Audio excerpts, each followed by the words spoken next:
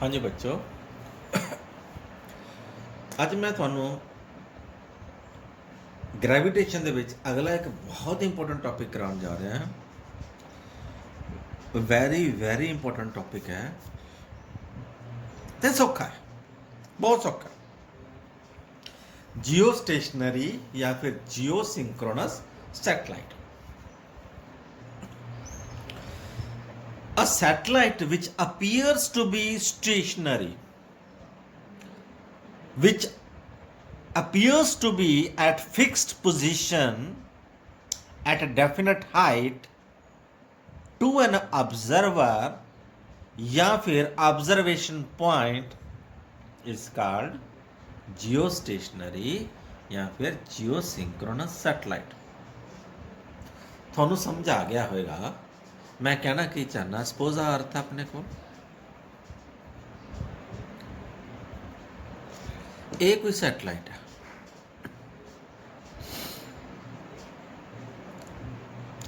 ये stationery actually stationery नहीं है। धरती सानू पता घूमती है वैसट टू ईस्ट, जिमें जिमें धरती घूमती उवें उवें सैटेलाइट घूम रहा है। मीनस उसे स्पीड के नाल उसे वेलोसिटी के नाल सैटेलाइट घूम रहा है, तो जिमें सानू ऐ लग रहा है कि सैटेलाइट स्टेशनरी है, एक्चुअल दे विच वो स्टेशनरी नहीं है। ठीक है, वो जियो सिंक्रोनस है, मतलब जियो मीनस अर्थ, सिंक्रोनस मीनस मतलब वो एक मैच है। सिंक्रोनस हुंदा ना, सिंक्रोनाइजेशन मोबाइल दे विच भी हुंदा है। मीनस थोड़ा मोबाइल थोड़े डाटे के नाल या थोड़े WhatsApp के नाल सिंक्रोनस कर लेंदा या थोड़े फोन बुक के नाल सिंक्रोनस कर लेंदा। ਉਹੀ है कि इन्हां दोनों ਦੇ ਵਿੱਚ ਇੱਕ ਤਾਲਮੇਲ ਬੈਠਿਆ ਹੋਇਆ ਧਰਤੀ ਅਤੇ ਸੈਟਲਾਈਟਸ ਦੇ ਵਿੱਚ, ਇਸ ਲਈ ਇਸ ਨੂੰ ਜਿਓ ਸਿੰਕਰੋਨਸ ਸੈਟਲਾਈਟ ਕਿਹਾ ਜਾਂਦਾ।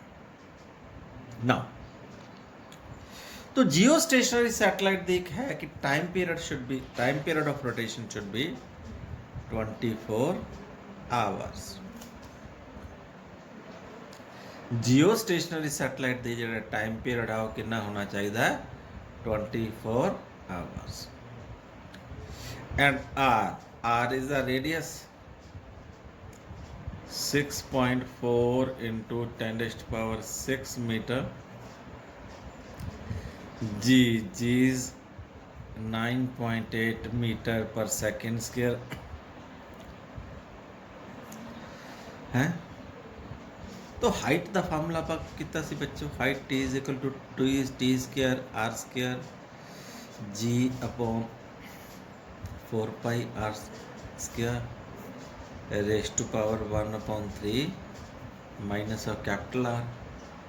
पुट कर देने वैल्यू है ना, तो एच की वैल्यू बेटा आर की टी की जी की पुट करोगे ना, ये पाई की वैल्यू क्वाइट नैचुरल 3.14। एच अप्रोक्सीमेटली आ जाता 36,000 किलोमीटर। 36,000 किलोमीटर मीनस जोड़ा सैटेलाइट 36,000 किलोमीटर से है, वो ऑर्बिट वेलोसिटी भी है 3.1 किलोमीटर पर second. That satellite is called geostationary satellite। तो सब तो पहला USA ने फस्ट कम्युनिकेशन सैटेलाइट्स होंगे ने, जिन्हें भी कम्युनिकेशन मतलब मोबाइल वास्ते या संचार माध्यम वास्ते या टीवी सिग्नल वास्ते आप यूज़ करते हैं, वो जियो स्टेशनरी सैटेलाइट्स होंगे ने। वो सानू धरती दे विच फिक्सड पोजीशन पे नज़र आने चाहिए। ऐ नहीं है कि सवेरे तो दिख रहा, सवेरे तो साइड दे विच है, शामी चेंज हो गया, फिर लिंक टुट जाएगा। वो हमेशा साढ़े लाइन ऑफ साइट दे विच होने चाहिए ने। तो अमेरिका ने 1962 दे विच 1962 दे विच फस्ट सैटेलाइट टेलस्टार नाम का कम्युनिकेशन सैटेलाइट लॉन्च किया सी, जियो स्टेशनरी सैटेलाइट। इंडिया ने instant through C communication satellites launch किए हैं। ठीक है, हिस्टरी नहीं मैं पढ़ाने जा रहा, मैं तो टैक्नीकल गल दसनी है। पहला तो हाइट बारे दसता है ना, टाइम पीरियड वास्ते दसता। तो एक एग्जाम च आ जाता है, 2 नंबर का आ जाऊगा, essential conditions for geostationary satellites. Very important.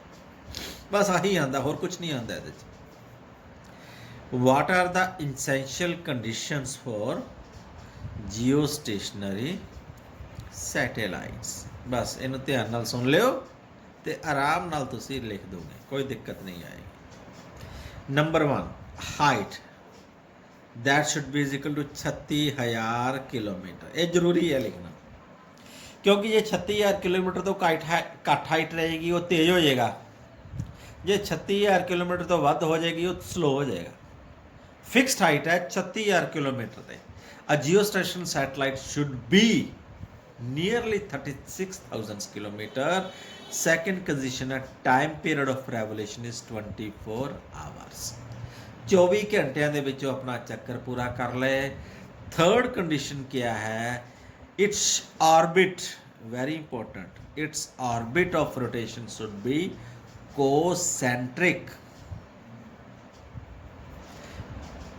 and coplanar with equatorial plane, with equatorial plane, equatorial plane means जे मान लो आ सैटेलाइट है, आ सैटेलाइट दा आ है अपने को equator, this is called equator या इक्वेटोरियल प्लेन। तो sense of rotation of the Jio satellite जो होएगी सेम होएगी, मतलब प्लेन सेम होएगा, कोप्लेनर होएगा, तो धरती का सेंटर तो जियो स्टेशन सैटेलाइट के ऑर्बिट का सेंटर सेम होना चाहिए। The angle between the equatorial plane and the orbital plane of a geo station satellite should be 0 and the sense of rotation should be west to east. 2 points और ने। चौथा, the angle between the plane, between the plane, जिवें आ 2 plane दिखाया मैं थानू, आ है इक्वेटोरियल प्लेन रैड कलर दे विच, आ ब्लू कलर दे विच किहड़ा equatorial plane, sorry orbital plane. इन्हां दोहां दे विच एंगल 0 दिखा रखा है, मतलब दोनों कोप्लेनर है। एंगल क्या होएगा? 0। And fifth one is sense of rotation.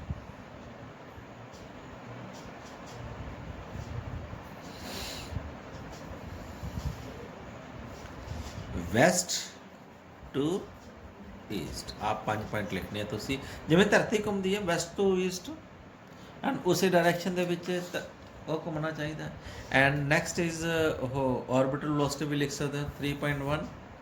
Orbital velocity कितनी होनी चाहिए है? 3.1 किलोमीटर पर सैकेंड। ये सी अपने को जियो स्टेशनरी सैटेलाइट। हाँ जी, अगे पोलर सैटेलाइट्स।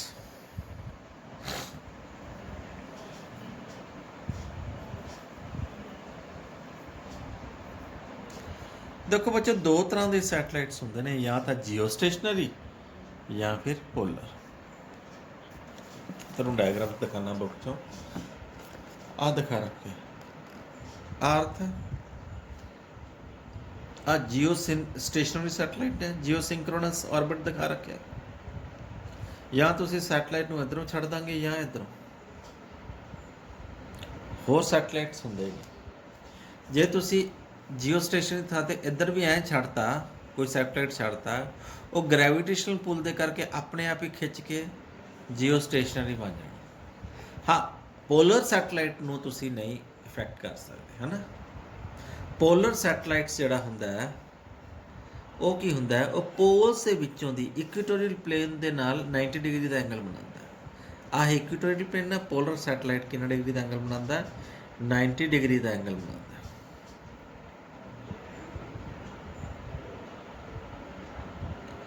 तो ये कादे वास्ते यूज किया जाता? पहली गल तो it is not use for the communication purpose, क्योंकि जियो सिंक्रोनस नहीं है, धरती दे नाल इहदे नाल कोई लिंक नहीं है, ये सिर्फ सर्वे वास्ते यूज किया जाता है। Means Arctic and Antarctic survey, Arctic pole है, अंटार्कटिक पोल है, पोल के उत्ते सर्वे वास्ते आप यूज करते हैं। इंडिया के है कुछ सैटेलाइट IRS-1A, IRS का फुल फॉर्म है इंडियन रिमोट सेंसिंग सैटेलाइट्स।